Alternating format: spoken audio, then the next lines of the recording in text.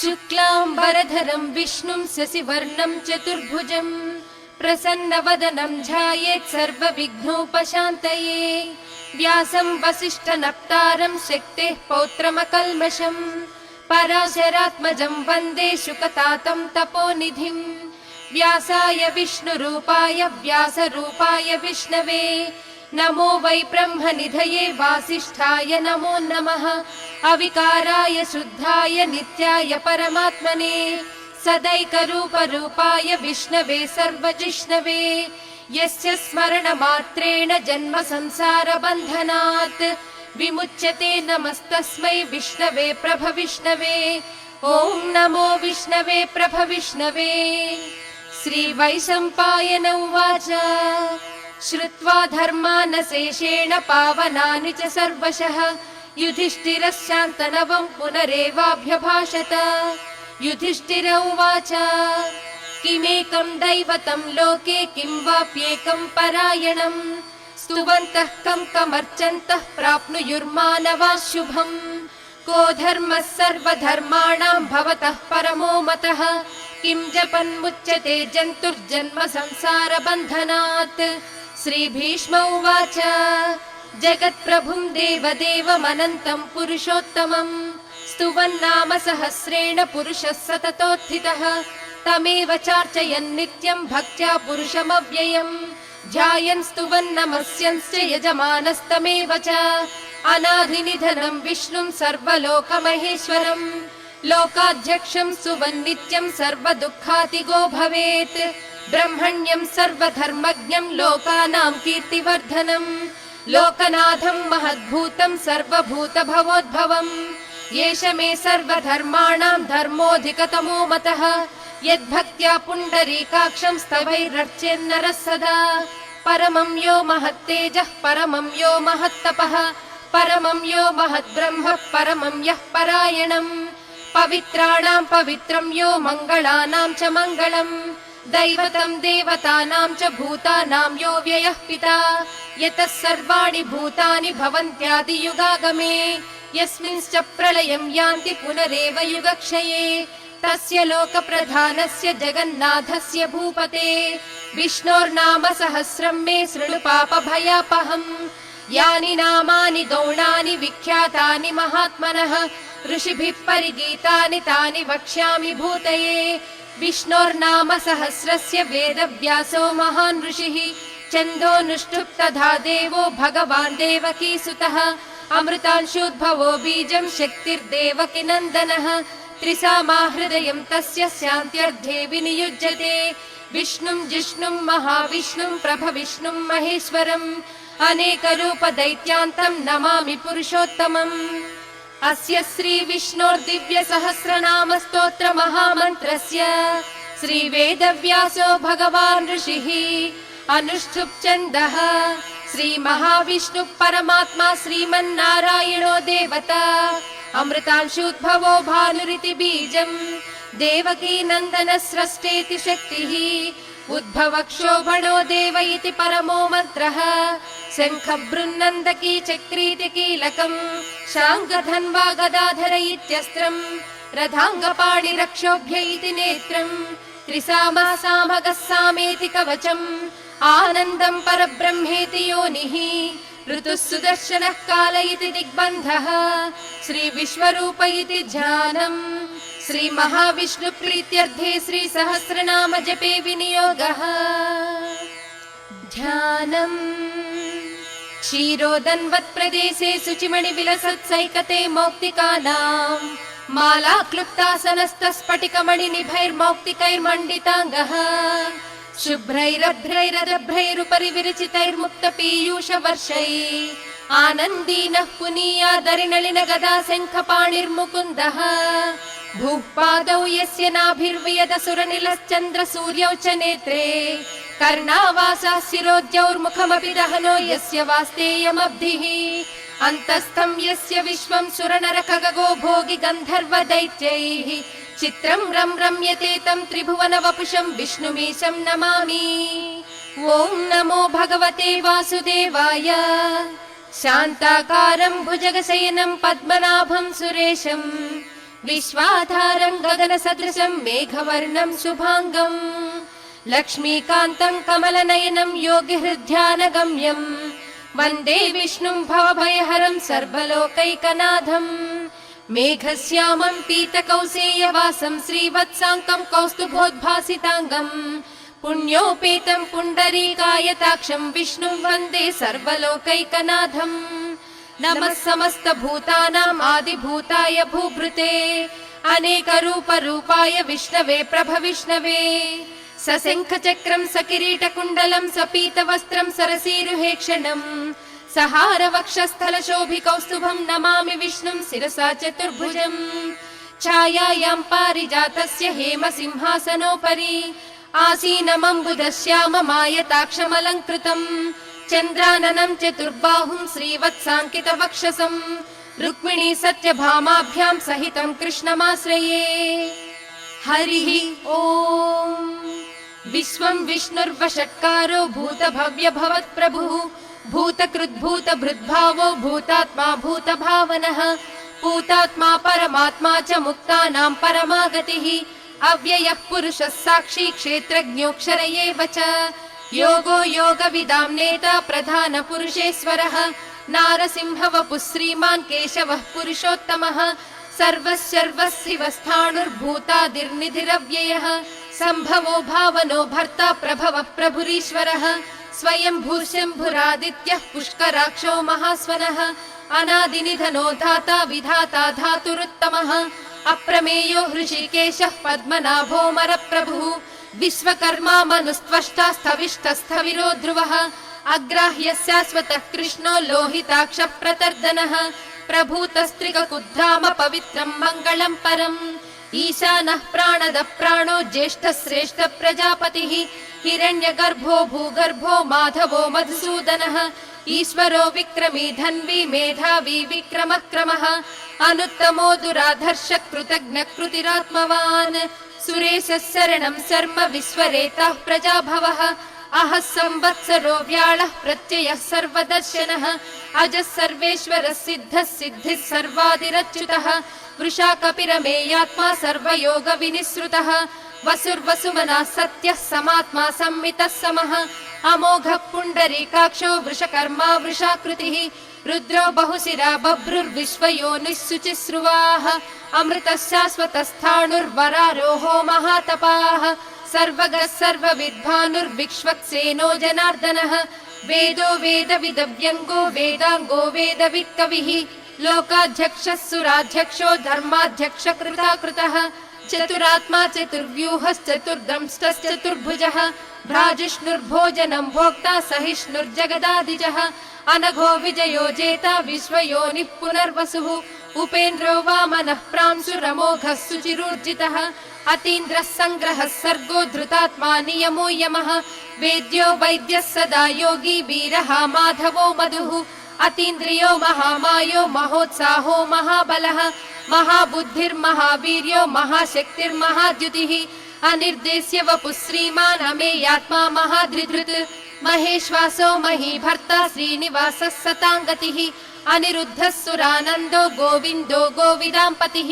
मरीचिर्दमनो हंसः सुपर्णो भुजगोत्तमः हिरण्यनाभः सुतपः पद्मनाभः प्रजापतिः अमृत्युः सर्वदृक्सिंहः सन्धाता सन्धिमान् स्थिरः अजो दुर्मर्शनः शास्ता विश्रुतात्मा सुरारिः गुरुर्गुरुतमो धामः सत्यः सत्यपराक्रमः निमिषो निमिषस्रग्वी वाचस्पतिरुदारधीः अग्रणी द्रामणि श्रीमान् न्यायो नेता समीरणः सहस्रमूर्धा विश्वात्मा सहस्राक्ष सहस्रपात् आवर्तनो निवृत्तात्मा संवृतः सम्प्रमर्दनः अहः संवर्तको वह्निरनिलो धरणीधरः सुप्रसादः प्रसन्नात्मा विश्वदृग्विश्वभुग्विभुः सत्कर्ता सत्कृतः साधु जह्नुर्नारायणो नरः असंख्येयो प्रमेयात्मा विशिष्टः शिष्टकृच्छुचिः सिद्धार्थः सिद्धसङ्कल्पः सिद्धिदः सिद्धिसाधनः वृषा हि वृषभो विष्णुर्वृषपर्वा वृषोदरः वर्धनो वर्धमानश्च विविक्तः श्रुतिसागरः सुभुजो दुर्धरो वाग्मी महेन्द्रो वसुदो वसुः नैकरूपो बृहद्रूपः सिपिविष्टप्रकाशनः ओजस्तेजोद्युतिधरः प्रकाशात्मा प्रतापनः रुद्धः स्पष्टाक्षरो मन्तश्चन्द्रांशुर्भास्करद्युतिः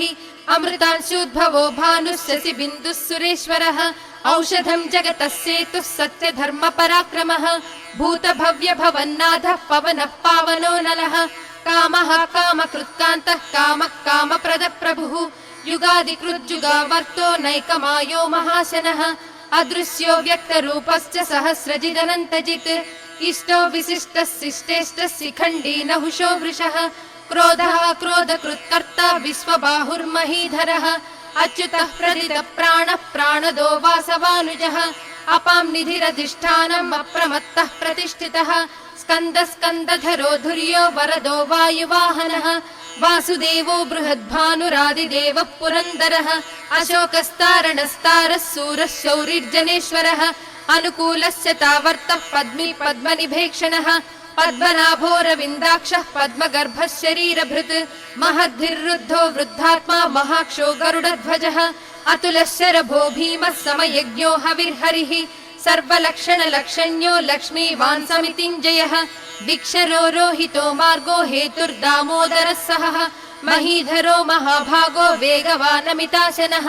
उद्भवः क्षोभनो देवः श्रीगर्भः परमेश्वरः करणं कारणं कर्ता विकर्ता गहनो गुहः व्यवसायो व्यवस्थानः संस्थानस्थानदो ध्रुवः परर्धिः परमस्पष्टस्तुष्टः पुष्टः सुभेक्षणः रामो विरामो विरजो मार्गो नेयो नयो नयः वीरः शक्तिमतां श्रेष्ठो धर्मो धर्मविदुत्तमः वैकुण्ठः पुरुषः प्राणः प्राणदः प्रणवपृदुः हिरण्यगर्भः शत्रुघ्नो व्याप्तो वायुरधोक्षजः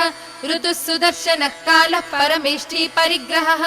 उग्रः संवत्सरो दक्षो विश्रामो विश्वदक्षिणः विस्तारस्थावरस्थाणुः प्रमाणं बीजमव्ययम् अर्धोऽनर्धो महाकोशो महाभोगो महाधनः अनिर्विण्णस्तविष्टो भूधर्मयूपो महामकः नक्षत्रनेमिर्नक्षत्री क्षमः क्षामः समीहनः यज्ञयुज्यो महेज्यश्चक्रतुः सत्रं सताङ्गतिः सर्वदर्शी निवृत्तात्मा सर्वज्ञो ज्ञानमुत्तमम् सुव्रतः सुमुखः सूक्ष्मः सुघोषः सुखदः सुहृत् मनोहरोजितक्रोधो वीरबाहुर्विदारणः स्वापनः स्ववशो व्यापी नैकात्मा नैककर्मकृत् वत्सरो वत्सलो वत्सी रत्नगर्भो धनेश्वरः धर्मगुद्धर्मकृद्धर्मी सदसक्षरमक्षरम्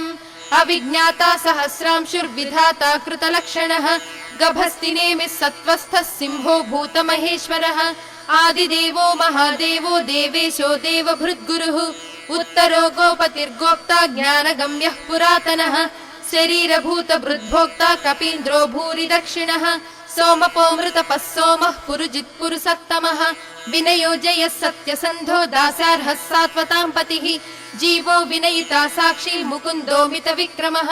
अम्भो निधिरनन्तात्मा महोदधिशयोऽन्तकः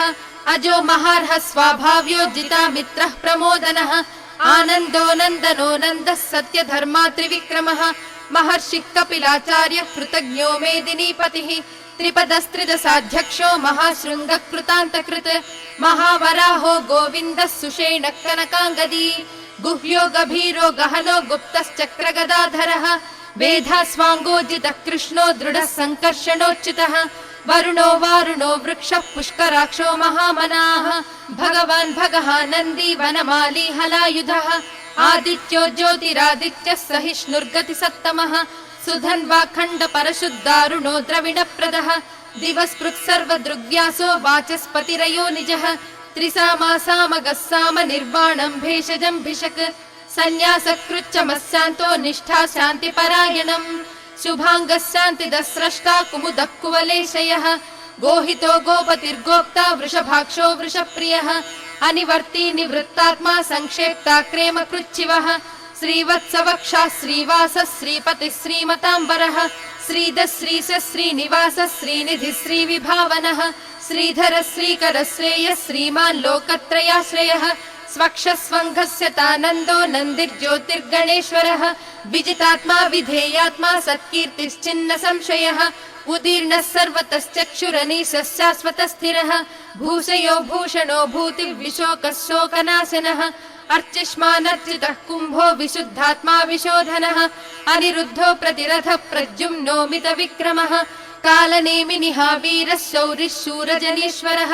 त्रिलोकात्मा त्रिलोकेशः केशवः केशिः हरिः कामदेवः कामपालः कामी कान्तः कृतागमः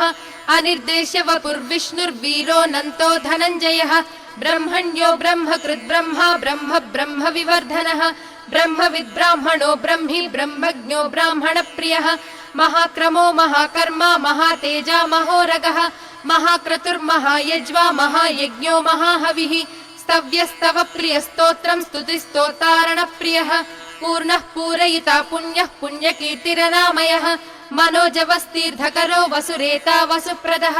वसुप्रदो वासुदेवो वसुर्वसुमनाहविः सद्गतिः सत्कृतिः सत्ता सद्भूतिः सत्परायणः शूरसेनो यदुश्रेष्ठः सन्निवासः सुयामुनः भूता वासो वासुदेवः सर्वासु निलयो नलः दर्पः दर्पदो दृप्तो दुर्धरोधा पराजितः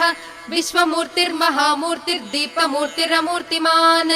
अनेकमूर्तिरव्यक्तः शतमूर्तिः शताननः एको नैकः स वः कः किं यत्तत्पदमनुत्तमम् लोकबन्धुर्लोकनाथो माधवो भक्तवत्सलः सुवर्णवर्णो हेमाङ्गो वराङ्गश्चन्दनाङ्गदी वीराः विषमः शून्यो घृताशीरचलश्चलः अमानी मानदो मान्यो लोकस्वामी त्रिलोकधृत् सुमेधा मेधजो धन्यः सत्यमेधाधराधरः तेजो वृषो द्युतिधरः सर्वशस्त्रभृताम्बरः प्रग्रहो निग्रहो व्यग्रो नैकः शृङ्गो गदाग्रजः चतुर्मूर्तिश्चतुर्बाहुश्चतुर्व्यूहश्चतुर्गतिः चतुरात्मा चतुर्भावश्चतुर्वेद विदेकपात् समावर्तो निवृत्तात्मा दुर्जयो दुरतिक्रमः दुर्लभो दुर्गमो दुर्गो दुरावासो दुरारिः शुभांगो लोकसारंगः सुतन्तुस्तन्तुवर्धनः इन्द्रकर्मा महाकर्मा कृतकर्मा कृतागमः उद्भवः सुन्दरः सुन्दो रत्ननाभः सुलोचनः अर्को वाजसनिःशृङ्गी जयन्तः सर्वविजयी सुवर्णबिन्दुरक्षोभ्यः सर्ववागीश्वरेश्वरः महाह्रदो महागर्तो महाभूतो महानिधिः कुमुदः कुन्दरः कुन्दः पर्जन्यः पावनो निलः अमृतांशो मृतवपुः सर्वज्ञः सर्वतोमुखः सुलभः सुव्रतः सिद्धः शत्रुजित् शत्रुतापनः व्यग्रोधोदुम्बरोऽश्वत्थश्चाणूरान्ध्रनिषूदनः सहस्रार्चिः सप्तजिह्वः सप्तैधा सप्तवाहनः अमूर्तिरनघोचिन्त्यो भयकृद्भयनाशनः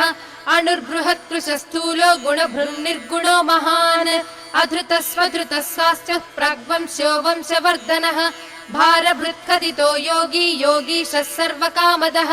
आश्रमश्रमणक्षामः सुपर्णो वायुवाहनः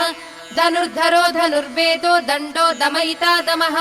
अपराजितः सर्वसहो नियन्ता नियमो यमः सत्त्ववान् सात्विकः सत्यः सत्यधर्मपरायणः अभिप्रायः प्रियार्होर्हः प्रियकृत्प्रीतिवर्धनः विहाय सगतिर्ज्योतिः सुरुचिः हुतभुग्विभुः रविर्विलोचनः सूर्यः सविता रविलोचनः अनन्तो हुतभुग्भोक्ता सुखदो नैकदोऽग्रजः अनिर्विण्णः सदामर्षि लोकाधिष्ठानमद्भुतः सनातनस्तमः कपिलः कपिरव्ययः स्वस्तिदः स्वस्ति कृत् स्वस्ति स्वस्ति भुक् स्वस्ति दक्षिणः अरौद्रः कुण्डली चक्री विक्रम्यूर्जितशासनः शब्दादिगः शब्दसः शिशिरः शर्वरीकरः अक्रूरः पेशलो दक्षो दक्षिणः क्षमिनाम्बरः विद्वत्तमो वीतभयः पुण्यश्रवणकीर्तनः उत्तारणो दुष्कृतिः पुण्यो दुःस्वप्ननाशनः वीरः रक्षणः सन्तो जीवनं पर्यवस्थितः अनन्तरूपोऽनन्तश्रीर्जितमन्युर्भयापहः चतुरस्रो गभीरात्मा विदिशो व्यादिशो दिशः अनादिर्भूर्भुवो लक्ष्मी सुवीरो रुचिराङ्गदः जननो जनजन्माधिर्भीमो भीमपराक्रमः आधारनिलयो धाता पुष्पहास प्रजागरः ऊर्ध्वगः सत्पदाचारः प्राणदः प्रणवप्पणः प्रमाणं प्राणनिलयः प्राणभृत् प्राणजीवनः तत्त्वं तत्त्वविदेकात्मा जन्म मृत्युजरातिगः भूर्भुवः स्वस्तरुस्सारः सविता प्रपितामहः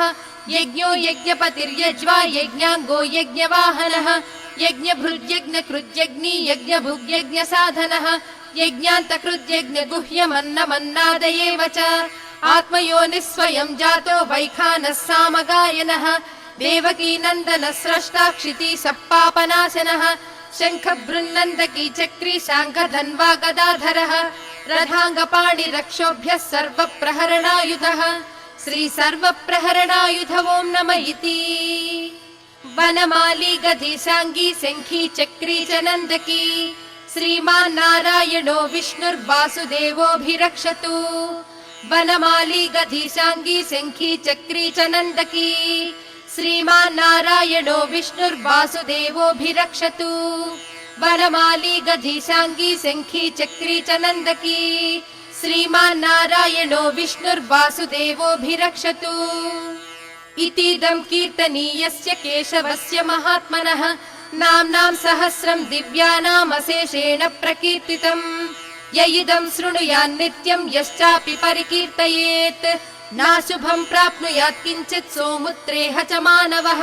वेदान्तको ब्राह्मणः स्यात् क्षत्रियो विजयी भवेत् वैश्यो धनसमृद्धः स्यात् शूद्रः सुखमवाप्नुयात् धर्मार्थी प्राप्नुयात् धर्ममर्धार्थी चार्धमाप्नुयात् कामानवाप्नुयात् कामी प्रजार्थी चाप्नुयात् प्रजाः भक्तिमान् यः सदोत्थाय शुचिः सद्गतमानसः सहस्रं वासुदेवस्य नाम्नामेतत् प्रकीर्तयेत् यशः प्राप्नोति विपुलं याति प्राधान्यमेव च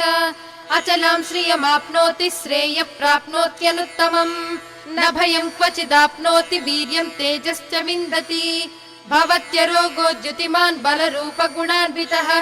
रोगार्तो मुच्यते रोगार्बद्धो मुच्येत बन्धनात्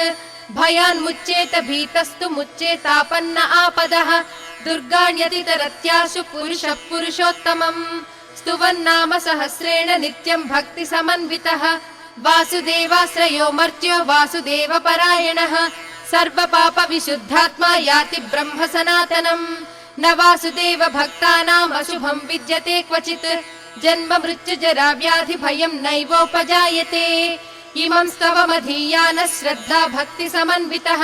युज्येतात्मसुख क्षान्तिः श्रीधृति स्मृति कीर्तिभिः न क्रोधो न च मात्सर्यं न लोभो नाशुभामतिः भवन्ति कृत पुण्यानां भक्तानां पुरुषोत्तमे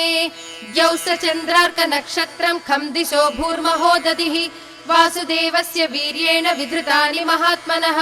ससुरासुर गन्धर्वं सयक्षोरगराक्षसम् जगद्वसे वर्ततेदं कृष्णस्य सचराचरम् इन्द्रियाणि मनो बुद्धिः सत्त्वं तेजो बलं धृतिः वासुदेवात्मकान्याहुः क्षेत्रं क्षेत्रज्ञ एव च सर्वागमानामाचारः प्रथमं परिकल्पितः आचार प्रभवो धर्मो धर्मस्य प्रभुरच्युतः ऋषयः पितरो देवा महाभूतानि धातवः जङ्गमा जङ्गमं चेदं जगन्नारायणोद्भवम् योगो ज्ञानं तथा साङ्ख्यं विद्या शिल्पादिकर्म च वेदः शास्त्राणि विज्ञानम् एतत् सर्वं जनार्दनात् एको विष्णुर्महद्भूतं पृथग्भूतान्यनेकशः त्रीन् लोकान् व्याप्य भूतात्मा भुङ्क्ते विश्वभुगव्ययः इमं स्तवं भगवतो विष्णोर्व्यासेन कीर्तितम् पठेज्जयिच्छेत् पुरुषः श्रेयः प्राप्तुं सुखानि च विश्वेश्वरमजं देवं जगतः प्रभुमव्ययम् भजन्ति ये पुष्कराक्षं न ते यान्ति पराभवम् न ते यान्ति पराभवम् ॐ नमः इति अर्जुन उवाच पद्मपत्र विशालाक्ष पद्मनाभ सुरोत्तम भक्तानामनुरक्तानां त्राता भव जनार्दन श्रीभगवानुवाच यो मां नाम सहस्रेण स्तोतुमिच्छति पाण्डव सोऽहमेकेन श्लोकेन स्तुत एव न संशयः स्तुत एव न संशय ॐ नमः इति व्यास उवाच वासनाद्वासुदेवस्य वासितं भुवनत्रयम् सर्वभूतनिवासोऽसि वासुदेव नमोऽस्तु ते श्रीवासुदेव नमोऽस्तु ॐ नमः इति पार्वत्युवाच केनोपायेन लघुना विष्णोर्नाम सहस्रकम् पठ्यते पण्डितैर्नित्यं श्रोतुमिच्छाम्यहं प्रभो ईश्वर उवाच श्रीराम राम रामेति रमे रामे मनोरमे सहस्रनाम तत्तुल्यं रामनाम वरानने श्रीराम राम रामेति रमे रामे मनोरमे सहस्रनाम तत्तुल्यं रामनाम वरानने